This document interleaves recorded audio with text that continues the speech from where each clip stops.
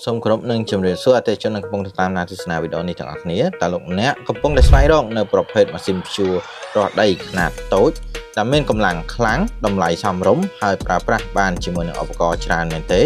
ខ្ញុំសូមណែនាំជូននៅប្រភេទម៉ាស៊ីនព្យួររាស់ដីខ្នាតតូចស៊េរីថ្មី model NCT 1G 900CN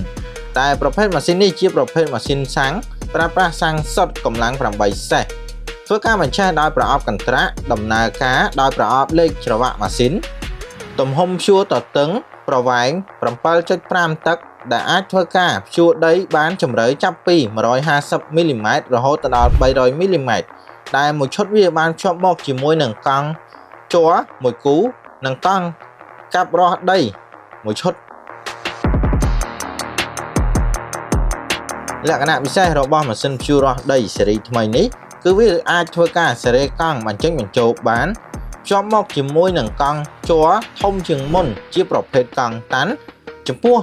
ការតភ្ជាប់ជាមួយនឹងរ៉ឺម៉កសណ្ដោងវិញគឺយើងអាចធ្វើការអស់រហូតទៅដល់ទម្ងន់500គីឡូក្រាមមានភ្លើងសម្រាប់បំភ្លឺផ្លូវងាយស្រួលក្នុងការបើកបរពេលយប់ហើយយើងក៏អាចធ្វើការតភ្ជាប់ជាមួយនឹងផាកាត់ស្មៅដែលអាចកាត់ស្មៅបានទាបខ្ពស់ងាយស្រួលក្នុងការប្រើប្រាស់ជាពិសេសអាចប្រើប្រាស់បានជាមួយនឹងឧបករណ៍ផ្សេងៗបានជាច្រើនទៀតផងដែរ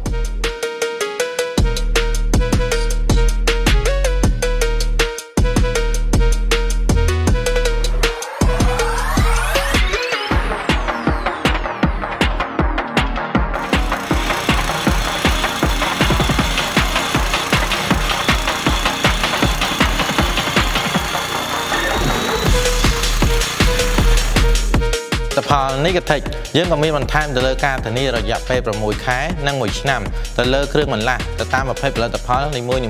និងមានការធានារយៈពេល3ឆ្នាំទៅលើសេវាកម្មជួសជុលជាពិសេសយើងមានដៃគូជួសជុលទូទាំង25ខេត្តក្រុង